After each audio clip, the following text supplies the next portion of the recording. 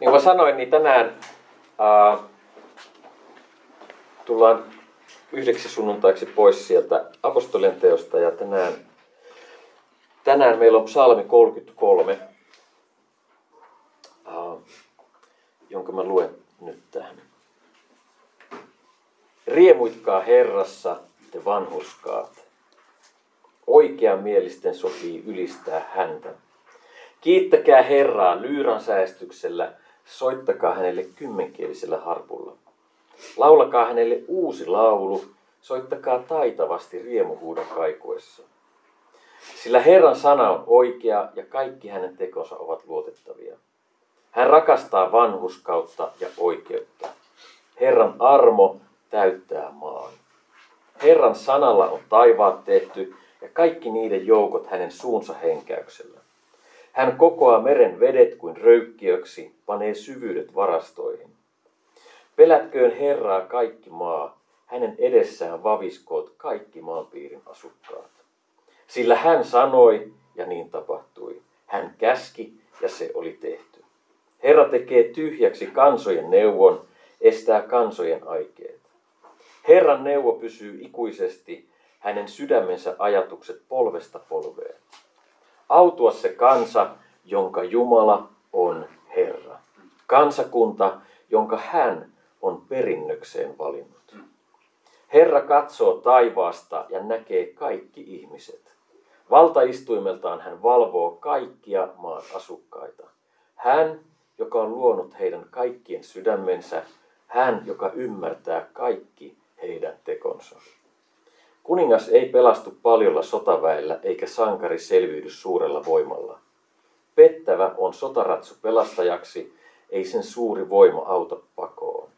Katso, Herran silmä valvoo niitä, jotka pelkäävät häntä ja panevat toivonsa hänen armoonsa, että hän pelastaisi heidän sielunsa kuolemasta, pitäisi heidät elossa nälänhädän aikana. Meidän sielumme odottaa Herraa, hän on meidän apumme ja kilpemme. Hänessä iloitsee meidän sydämemme, koska me turvaamme hänen pyhän nimensä. Sinun armosi, Herra, olkoon meidän yllämme, kun panemme toivomme sinuun.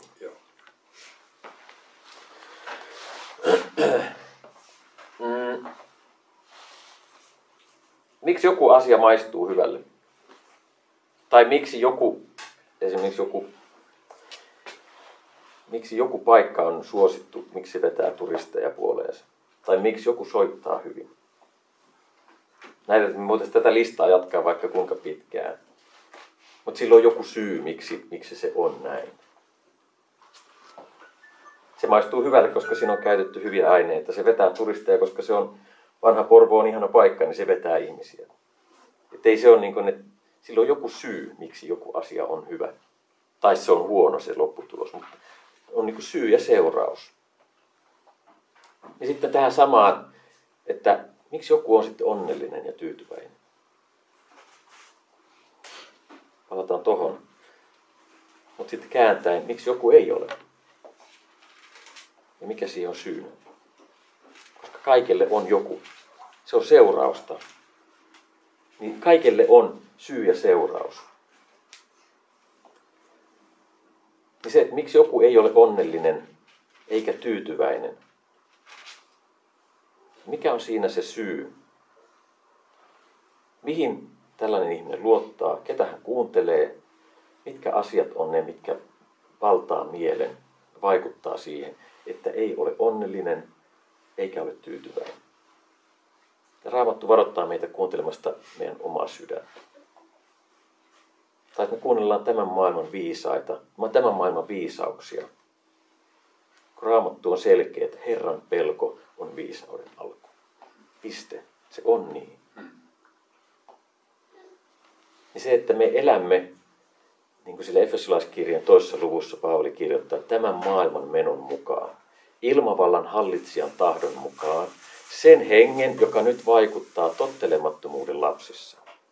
Heidän joukoissaan mekin kaikki ennen elimme, miten? Ennen elimme lihamme himoissa tyydyttäen lihan ja mielen haluja ja olimme luonnostamme vihan lapsia niin kuin muutkin. Me saamme, niin kuin se Mooses ei halunnut saada synnistä hetkellistä nautintoa, vaan että hänen katse oli siellä tulevassa. Tai se, että me elämme jatkuvan niin kuin syytösten alla. Jumala ei ole se, joka syyttää. Saatana syyttää. Ja jos me tämän niin kuin täällä on, että tämän ilmavallan hallitsijan mukaan eletään, saatana on se, joka siihen vaikuttaa. Niin jos mietitään, että annetaanko me semmoisten asioiden, jotka on tämmöisten ihmisten, että ei ole maailmassa kuin kahdenlaisia ihmisiä. Joko me ollaan Jumalan lapsia tai me olemme tämän ilmavallan hallitsijan alaisia. Ei ole muita vaihtoehtoja. Ja tämä ilmavallan hallitsija on Raamatun mukaan, mitä Johannes kirjoittaa luvussa 8 ja 44. Hän on ollut murhaaja alusta asti, eikä hän pysy totuudessa, koska hänessä ei ole totuutta. Kun hän valehtelee, hän puhuu omiaan, sillä hän on valehtelija ja valheen isä. Ja sitten tullaan siihen, että miksi joku on onnellinen, tyytyväinen, pysyvästi ja aidosti. Ei tarkoita nyt semmoista jatkuvaa naureskelua ja että aina on niin kuin vaan iloinen mieli, vaan että meillä on semmoinen pelastuksen riemu, syvä kiitollisuus Jumalalle. Niin tässä psalmissa 33, kun tässä lukee, että riemuitkaa Herrassa te vanhurskaat. Oikeamielisten sopii ylistää häntä. Kiittäkää Herraa lyyran säestyksellä, soittakaa hänelle kymmenkielisellä harpulla, laulakaa hänelle uusi laulu, soittakaa taitavasti riemuhuudon kaikuessa.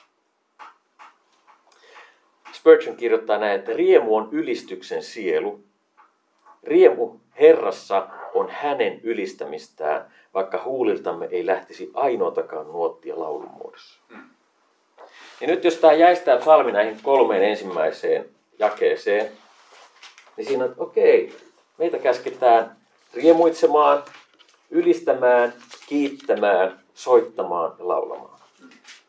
Tässä on niin kuin nyt se, että tämä on nyt se seuraus. Ja tätä Jumala odottaa ja haluaa omiltaan. Me riemuitaan, me ylistetään, me kiitetään. Ja sitten soitetaan ja lauletaan. Jumala ei halua, että tämä on nyt jotain sellaista tekopyhää, tai niin kuin monesti kuulee sitä, että nyt sitten ylistetään jonkunlainen ilmapiiri tänne ja vaikutetaan siihen, että nyt meistä tulee tosi kiitollisia, kun täällä on joku tietty ilmapiiri. Täällä ei ole mitään tekemistä fiiliksen kanssa, täällä ei ole mitään tekemistä, miltä meistä tuntuu näillä asioilla. Nämä ei ole tunneasioita, vaan nämä on tietämistä ja tuntemista, Jumalan tuntemista, jotta me oikeasti se meidän riemu ja se ylistäminen ja se kiitos, niin silloin se ei vaan lakkaa. Meillä on aina kiitollinen mieli Jumalalle. Ja se ei ole kiinni siitä, että onko meidän elinolosuhteet mitkä. Ja tästä on niin kuin hyvä esimerkki semmoinen, siellä Matteuksen evankeliumissa, kaikki me tiedetään tämä, kun Jeesus tulee siellä veden päällä. Matteus 14, jakeesta 26. Kun opetuslapset näkivät hänen kävelevän veden päällä, he pelästyivät, sanoivat, se on aave, ja huusivat pelosta. Mutta heti Jeesus sanoi heille, olkaa turvallisella mielellä, minä se olen. Älkää pelätkö. Pietari vastasi hänelle, Herra, jos se olet sinä, niin käske minun tulla luoksesi vettä pitkin. Hän sanoi, tule. Niin Pietari astui veneestä ja käveli veden päällä mennäkseen Jeesuksen luo. Mutta kun hän näki tuulen voiman, hän pelästyi ja alkoi vajota. Silloin hän huusi, Herra, pelasta minut. Jeesus ojensi heti kätensä, tarttui hänen ja sanoi, sinä vähäuskoinen, miksi epäilit? Me vähäuskoiset, se on se syy siihen, miksi me emme kiitä, miksi me emme ylistä. Me emme riemuitse siitä. Meidän usko on niin vähäistä. Ja me ei voida sitä itsestämme puristaa. Jumalan täytyy sitä antaa meille. Me ollaan niin kuin Pietari tossa, että Herra, pelasta mut, auta mut, anna mulle sitä uskoa. Spurgeon jatkaa siinä samassa, että mihin tämä meidän riemuitseminen, ylistäminen ja kiittäminen, niin se tulisi perustua. Se, että Jumala on ja millainen Jumala hän on. Ja meidän Jumala ikuisuuksista ikuisuuksiin tulisi herättää meissä loppumatonta ja ylitsevuotavaa iloa.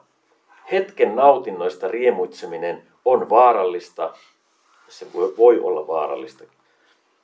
Itsestämme riemuitseminen typeryyttä ja synnistä riemuitseminen on tappavaa, mutta Jumalasta riemuitseminen on taivaallista. Ja tästä Raamattupiirissä puhuttiin, itselle tuli semmoinen, kun monesti ajatellaan sitä, että mitkä on semmoisia asioita niin kuin elämässä, että onko tämä nyt sitten Jumalan silmissä oikein, että minä teen näin, ja onko tämä hyvä asia. Meillä varmasti kaikilla on ollut semmoisia asioita, että mulle esimerkkinä se, jos silloin oli niin kuin, että onko mulle musiikki liian suuressa roolissa elämässä, tai jalkapallo, tai joku, mikä vaan asia. Niin Jumala laittaa ne niin kuin oikeaan niin kuin perspektiiviin tässä elämässä ja oikeaan asemaan.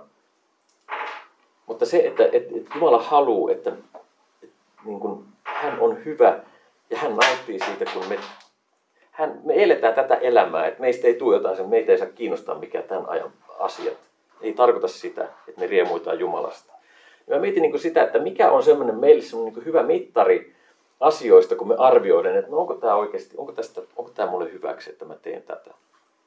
Niin on semmoinen, että meinasin tässä tehdä näin, että voinko minä aidosti sillä hetkellä, kun minä teen sitä, on me sitten kuntosalilla tai kuuntelen jotain hyvää musiikkia, niin voinko mä aidosti kiittää Jumalaa siitä? Et kiitos tästä, että mä voin nyt treenata. Kiitos, että mä pystyn pelaamaan. Kiitos, että mä pystyn tämmöistä kauniista musiikista. Mutta jos katsotaan vaikka jotain elokuvaa, mikä on täynnä hirvittävää väkivaltaa tai mitä vaan asiaa tai jotain semmoista asiaa, että voinko minä kiittää Jumalaa tästä? Me pistetään semmoiset pois. Että me aidosti voidaan niin kuin Jumalalle olla kiitollisia siitä, että mä saan tehdä tätä tai mä voin tehdä tätä. Mutta jos on niin kuin semmoinen, että ajattelee, että tämä ei ole, niin silloin pistetään pois semmoiset asiat. Joo. Että asiat, mistä me voidaan aidosti kiittää Jumalaa, että me voidaan tehdä tai nauttia, niin sitten nautitaan niistä. Koska Jumala haluaa, että hänen omansa onnellisia, ja se onnellisuus yksi osa siitä, kun me eletään tässä elämässä, niin se, että me ollaan onnellisia, me kiitetään, ja siitä tulee se kiitollinen mieli, ja me tehdäänkin kaikki, siitä niin kuin, tulee niin kuin kiitos hänelle. Ja silloin me eletään Jumalan kunniaksi. Ja se on se, mitä Jumala haluaa. Miksi me eletään? Me eletään hänen kunniaksi.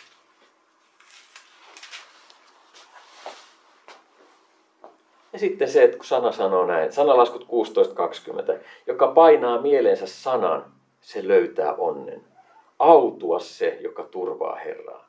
Autuas, eli yliluonnollisen onnellinen. Ja psalmissa 63. Tässä on 9 jaetta. Näissä 9 jakeessa sanotaan sana sinun tai sinä 14 kertaa. Ja tämä sinä tässä on Jumala. Niin tämä pitäisi niin kuin meille niin kuin jokaiselle niin kuin auta, että okei, että kuka on ydin tähän kaikkeen. Psalmi 63 jakeesta 1 eteenpäin. Daavidin psalmi, kun hän oli Juudan autiomaassa. Ei ole mikään ihan parhas paikka, niin kuin Juudan autiomaa on. Niin kuin, ei ollut mikään niin kuin huippuolosuhteet. Jumala, sinä olet minun Jumalani. Sinua minä etsin varhain. Sinua minun sieluni janoaa. Sinua kaipaa minun ruumiini kuivassa ja nääntyvässä vedettömässä maassa. Minä katselin sinua pyhäkössä nähdäksesi voimasi ja kunniasi. Sillä sinun armosi on parempi kuin elämä. Minun huuleni ylistävät sinua. Minä ylistän sinua koko elämäni ajan ja kohotan käteni sinun nimessäsi. Sieluni tulee kylläiseksi kuin juhlapöydässä. Suuni ylistää riemuitsevin huulin. Milloin? Kun muistan sinua vuoteessani ja ajattelen sinua yön vartiohetkinä. Sillä sinä olet ollut apuni, ja minä laulan ylistystä siipiesi suojassa.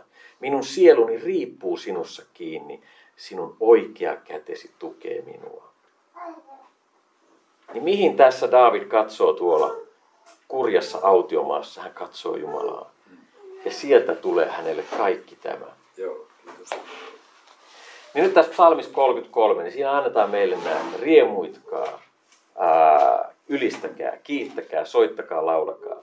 Mutta kun se ei jää siihen, niin sitten siinä kirjoitetaan, että miksi. Tai mikä on se syy. Ja sitten kun tämä jae 4 alkaa sanalla sillä. Tehkää kaikkea tätä, niin miksi? Sillä Herran sana on oikea ja kaikki hänen tekonsa ovat luotettavia. Herran sana. Alussa oli sana, sana oli Jumalan luona ja sana oli Jumala. Hän oli alussa Jumalan luona. Kaikki on syntynyt hänen kauttaan. Ilman häntä ei olisi syntynyt mitään, mikä syntynyt on. Hänessä oli elämä ja elämä oli ihmisten valo. Sitten jatkaa. Hän rakastaa vanhurskautta ja oikeutta. Herran armo täyttää maan. Englanninkielisessä ESV-käännöksessä niin siinä on, että his steadfast love täyttää maan. Eli hänen niin kuin järkkymätön rakkaus täyttää maan. Niin miettikää, että meillä on Jumala, joka rakastaa vanhurskautta, eli oikeamielisyyttä. Ja oikeutta.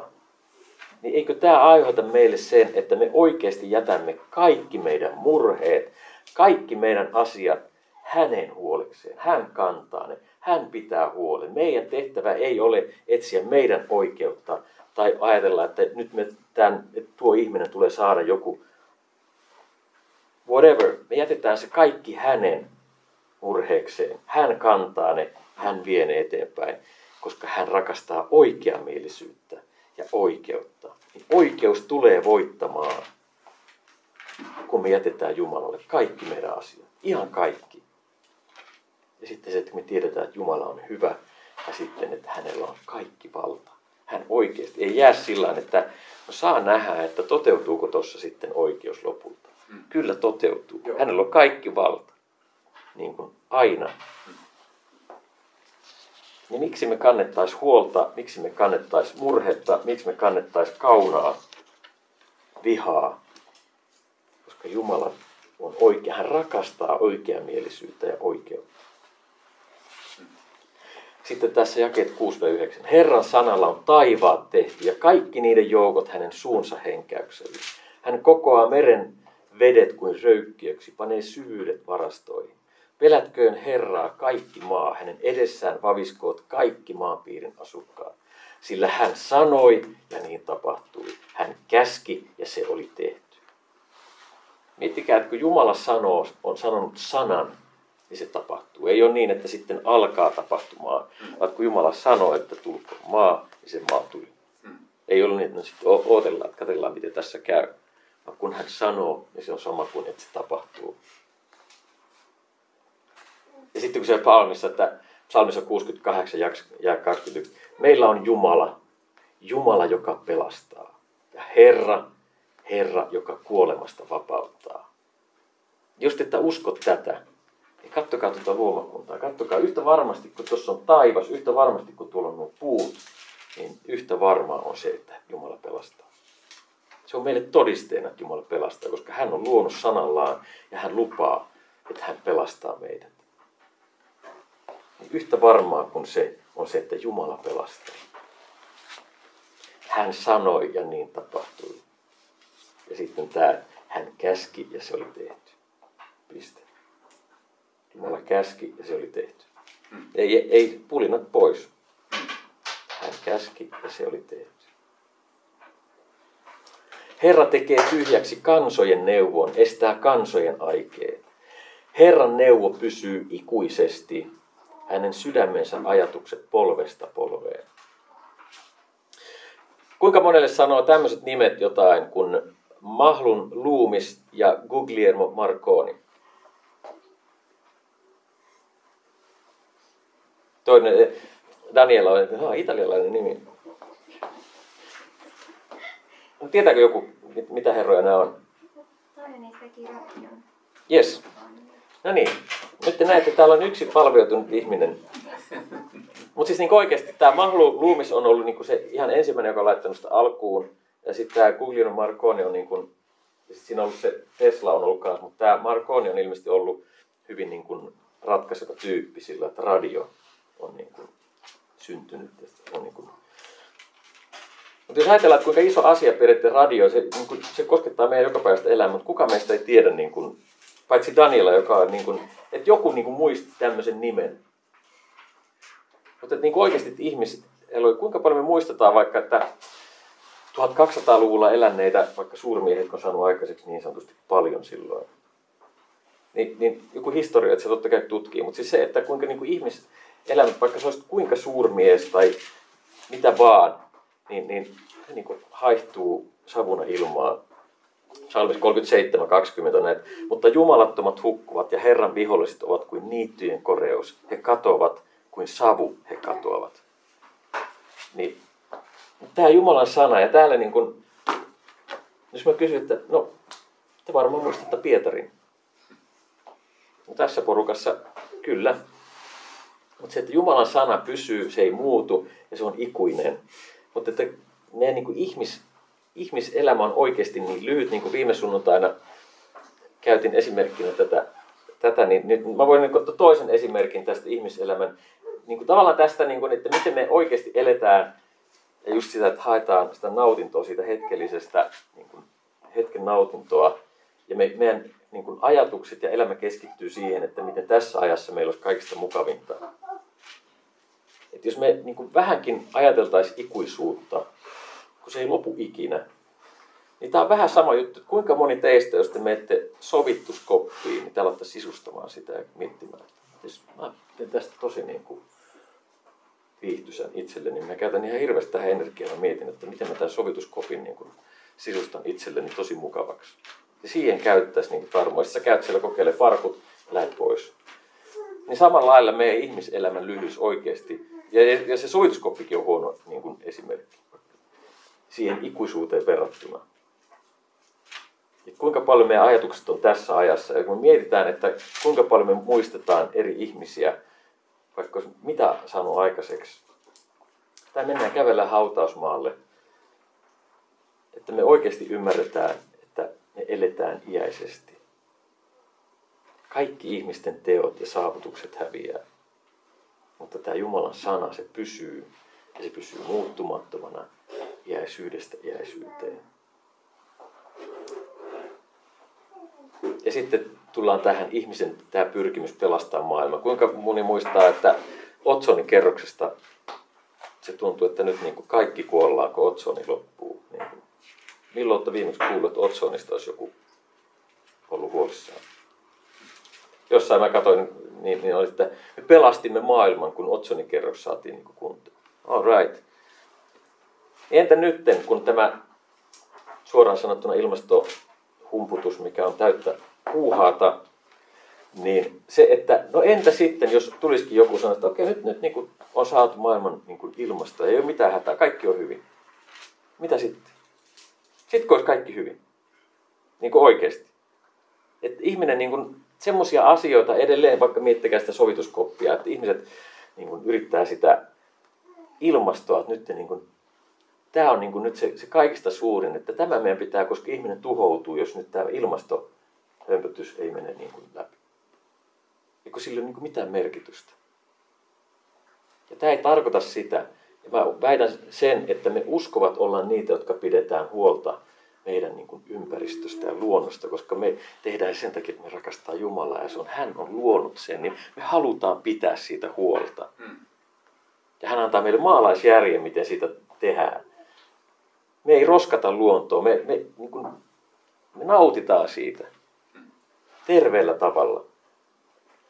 Ja sitten kun me tiedetään, mikä on tämän maailman loppu, Raamattu on, tämä ei ole mitään, että no ehkä näin tapahtuu, vaan tämä on tämän maailman loppu. Mitä Pietari kirjoittaa? 2. Pietari 3, jakeesta 5 eteenpäin. Tieten tahtoen he eivät ota huomioon, että taivaat samoin kuin maa, joka on tehty vedestä ja veden kautta olivat ikiajoista olemassa Jumalan sanan voimasta. Jälleen kerran Jumalan sana. Ja että niiden kautta silloinen maailma tuhottiin veden paisumuksessa. Mutta samalla sanalla on nykyiset taivaat ja nykyinen maa säädetty tulelle. Niitä säilytetään jumalattomien ihmisten tuomion ja kadotuksen päivää varten. Tämä yksi älköön kuitenkaan olko teiltä salassa, rakkaani. Herralle yksi päivä on kuin 1000 vuotta ja 1000 vuotta kuin yksi päivä. Ei Herra viivytä lupauksensa täyttämistä, vaikka jotkut luulevat hänen viivyttelevän, vaan hän on pitkämielinen teitä kohtaan.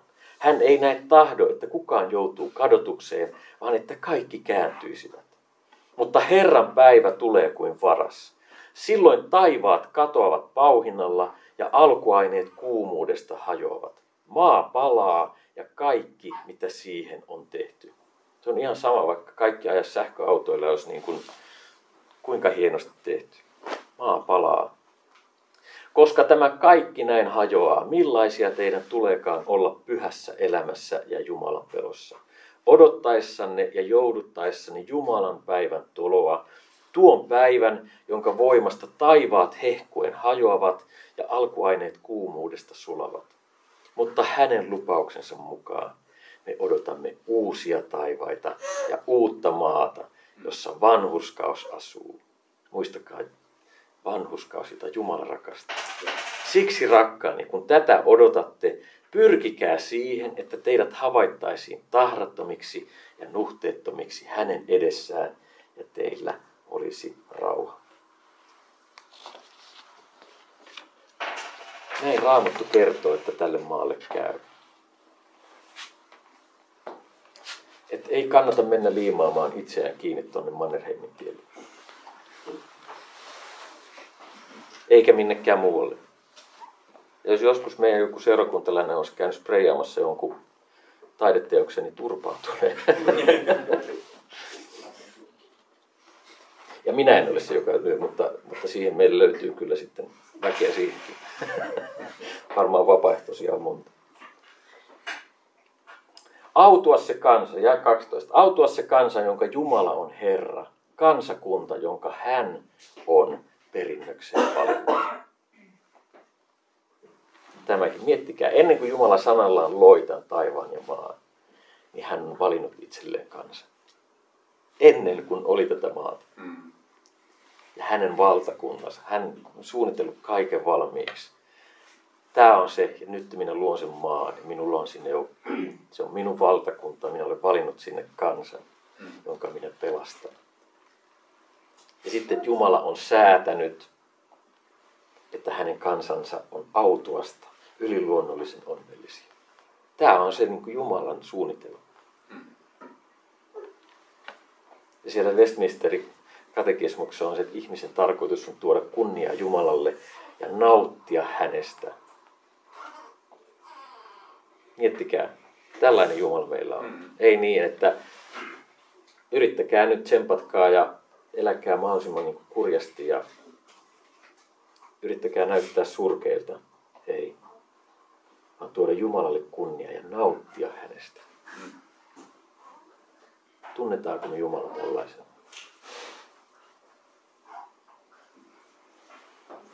Ja kun saarnaaja kirjoittaa siellä luvussa 12, jakeet 13 ja 14, loppupäätös kaikesta, mitä on kuultu, on tämä.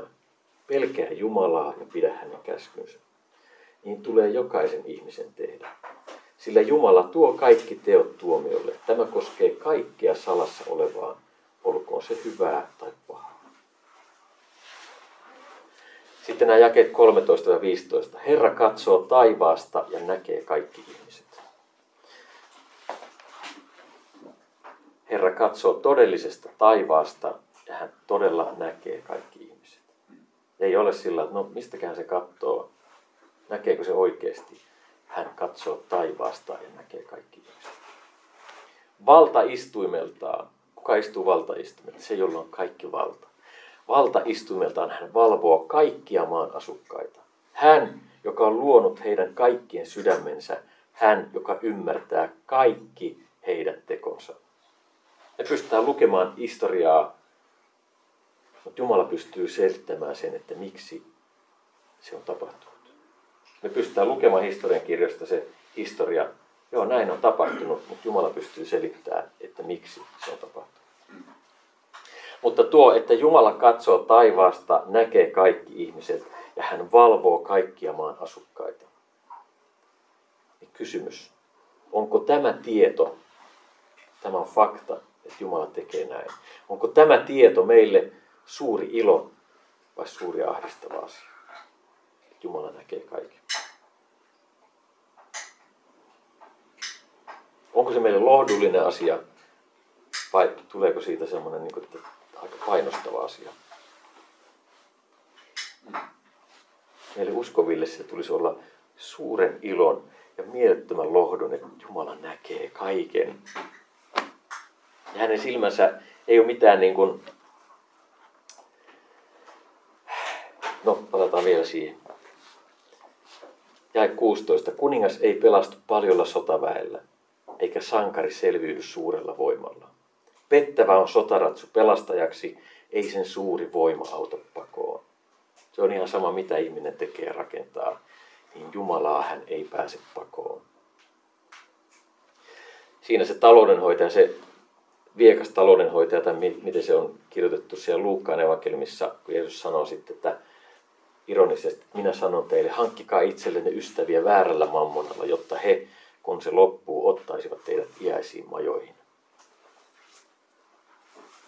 Yksikään ihminen ei, vaikka sulla omistasit kaiken, niin sinä et sinne iäisiin majoihin ei pääse kukaan muu kuin Jeesuksen kautta.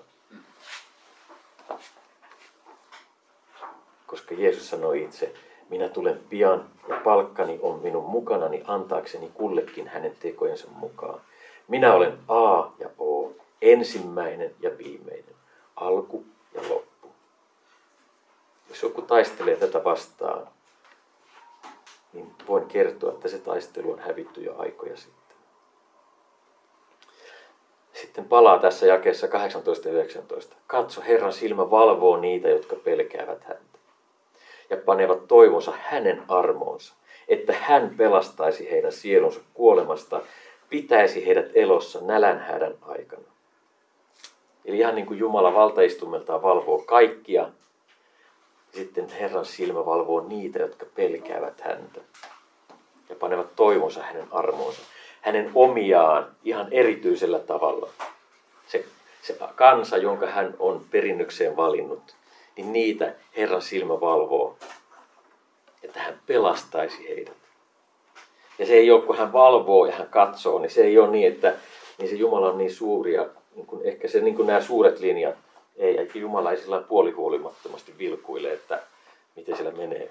Ei, vaan hän valvoo Vesaa joka sekunti, että tuolla on mun lapsi, tuolla on mun, niin kuin mä valvon, että minä pidän huolen hänestä, minä pelastan hänet. Hän on mun valtakunnan kansalainen. Sitten nämä Raamatun hienoimpia jakeita. Johanneksen evankeliumin 10. luvusta. Minun lampaani kuulevat minun ääneni. Minä tunnen ne ja ne seuraavat minua. Minä annan heille iankaikkisen elämän. He eivät ikinä joudu hukkaan, eikä kukaan ryöstä heitä minun kädestäni. Joo, kiitos. Isäni, joka on antanut heidät minulle. Tämä Jumala, joka on sanalla luonut kaiken, joka hallitsee kaikkea. Isäni, joka on antanut heidät minulle, on kaikkia muita suurempi, eikä kukaan voi ryöstää heitä isäni kädestä. Minä ja isä olemme yhtä. Me ollaan siis Kristuksessa ja sitten me olemme vielä Jumalan kädessä. Niin me olemme turvassa. Sitten vielä nämä jakeet 20-22. Meidän sielumme odottaa Herraa. Hän on meidän apumme ja kilpemme. Hänessä iloitsee meidän sydämemme, koska me turvaamme hänen pyhän nimensä. Sinun armosi, Herra, olkoon meidän yllämme, kun panemme toivomme sinuun. Siis Jumala itse on meidän apumme ja kilpemme. Hän ei ole niin kuin, että yrittäkää löytää jostain teille niin kuin apu ja kilpi. Ei, minä itse olen, koska minä olen teidät valinnut. Te olette minun. Minä olen teidän apunne ja teidän kilpenne. Ja hänen armo on meidän yllä. Psalmissa 61 on niin, että hän on säätänyt, kun siinä se rukoilee, että säädä niin kuin armosi ja totuutesi varjelemaan meitä. Jumalan armo ja totuus varjelee hänen omiaan. Ja sitten kun roomalaiskirjeessä, että ymmärretäänkö me oikeasti tämän jakeen, me varmaan kaikki osataan tätä ulkoa ja me käytetään tätä usein. Kun tässä että me tiedämme, että kaikki yhdessä vaikuttaa niiden parhaaksi, jotka rakastavat Jumalaa, niiden, jotka hän on suunnitelmansa mukaan kutsunut. Niin me pienennetään tämä, kun me mietitään se oman henkilökohtaisen niin kuin elämämme ajan. Me ajatellaan se niin kuin omakohtaisesti, okei, kaikki mitä mulle tapahtuu tässä nyt kääntyy mulle parhaaksi. Mutta kun täällä lukee, että kaikki, se, että mitä Japanissa tapahtuu tällä hetkellä, se mitä luonnossa tapahtuu tällä hetkellä, se mitä niin kuin missä vaan tapahtuu, kaikki, tässä ei ole suljettu mitään pois, kaikki yhdessä vaikuttaa niiden parhaaksi, jotka rakastavat Jumalaa. Koska lopulta kaikki, mitä maailmassa tapahtuu, niin se on Jumalan suunnitelmassa, niin se on meidän parhaaksi. Kaikki. Että me monesti niin kuin pienennetään Jumalaa, me mietitään sitä meidän omaa elämää ja meidän vaikeuksia, niitä ei todellakaan vähätellä, mutta Jumalan suunnitelmat on niin paljon suuremmat, että kaikki tulee vaikuttaa hänen omiensa parhaaksi. Että mitä ikinä sitten Namibiassa tapahtuu tällä hetkellä, niin se tulee vaikuttaa meidän parhaaksi. Siksi meidän pitää olla ikuisuus, koska on niin paljon asioita, mitkä vaikuttaa meidän parhaaksi. Niin siksi tässä nämä jakeet. Siksi me riemuitsemme Herrassa. Siksi me ylistämme häntä, siksi me kiitämme häntä. Ja me soitetaan ja me lauletaan uusi laulu. Ei sen takia, että nyt että riemuitkaa ja kiittäkää. Ei, vaan että miksi. Kaikki nämä, mitä täällä luettiin, niin tämä on se syy, miksi me lauletaan uusi laulu. Tämä uusi laulu mainitaan Raamatussa 9 kertaa. Esimerkiksi Psalmissa 40 on, että hän antoi minun suuhuni uuden laulun, ylistyslaulun Jumalalle. Sen näkevät monet, tuntevat pelkoa ja turvaavat Herraa. Uutta laulua ei voi laulaa kuin Jumalan lapset. Ja se uusi laulu ei tarkoita sitä, että me tehdään joka sunnuntaiksi uusia lauluja, vaan ihan niin kuin joka aamu armo on uusi. Ja kun me lauletaan lauluja, mitkä on täynnä totuutta, ne on ihan kuin uusia meille joka päivä. Ja sitten Jeesus lupaa siellä Johannes 7, että joka uskoo minuun, niin kuin Raamatussa sanotaan, hänen sisimmästään juoksevat elävän veden virrat. Tämän hän sanoi hengestä, jonka häneen uskovat tulisivat saamaan. Niin siitä se tulee se, niin kuin, se uusi laulu. Koska Jumala, niin kuin, että se armo on joka aamu uusi, me ymmärretään Jumalan hyvyyttä. Niin miten me voitaisiin olla laulamatta oikeasti? Silloin ei puhuta enää, että millainen ääni kenelläkin on. Vaan se tulee niin kuin täältä, niin kuin, että laulakaa sydämestänne Herralle. Että mitä enemmän Jumalan suuruus ja hyvyys saa vallata meitä ja Pyhä Henki pyhittää meitä, niin miten me voitaisiin olla mitään muuta kuin kiitollisia ja onnellisia. Että niin kuin, niin sitten me lauletaan, niin kuin siellä korintolaiskirjasta, että me lauletaan hengellä, mutta myös ymmärryksellä, kun Jumalan henki vaikuttaa meissä. Niin silloin se laulaminen on, että me lauletaan, niin kuin puhuttu, että me lauletaan niin kuin Jumalalle, mutta samalla kun me lauletaan Jumalan suuruudesta, me lauletaan siinä meidän ympärillä oleville ihmisille sitä todistukseksi, että minä tunnen tuon Jumalan, mistä minä laulan. Ja se on ihan sama, millainen mun ääni on. Laulanko oikein vai väärin. Niin tämä Jumalan hyvyys, että me ymmärretään tämä, sillä Herran sana on oikea. Kaikki hänen tekonsa ovat luotettavia. Hän rakastaa vanhurskautta ja oikeutta. Herran armo täyttää maa.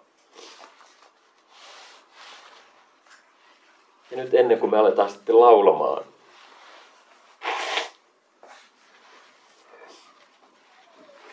vielä semmoinen, että kun sanotaan aina, että siellä seurakunnassa on semmoinen ylistyksen johtaja tai ei ole ylistyksen johtajia seurakunnassa, siis ihmisiä. On musiikinjohtajia, laulunjohtajia voi olla, ylistyksen johtajia ei ole muita kuin Jeesus. Hebrealaiskirje 2. Jakeet 11 ja 12. Hän, joka pyhittää, ja ne, jotka pyhitetään, ovat kaikki alkuisin yhdestä. Siksi hän ei häpeä kutsua heitä veljekseen. Tässä puhutaan Jeesuksesta. Hän sanoo, minä julistan sinun, siis Jeesus, minä julistan sinun nimeäsi veljilleni. Laulan ylistystäsi seurakunnan keskellä. Jeesus itse laulaa seurakunnan keskellä. Hän on meidän ylistyksen johtaja. Ei kukaan ihminen. Meillä voi olla musiikillinen johtaja, mutta ylistyksen johtaja on Jeesus. Hän johtaa hänen seurakuntansa ylistystä. Vielä tähän loppuun psalmista 34, jakeet 6-10. Ne, jotka häneen katsovat, säteilevät iloa, eivätkä heidän kasvonsa punastu häpeästä. Tässä on kurja, joka huusi, ja Herra kuuli ja pelasti hänet kaikista ahdistuksista. Herran enkeli asettuu niiden ympärille, jotka pelkäävät Herraa ja vapauttaa heidät. Maistakaa ja nähkää, että Herra on hyvä. Autua se mies, joka häneen turvaa. Pelätkää Herraa, te hänen pyhänsä, sillä häntä pelkääviltä ei puutu mitään.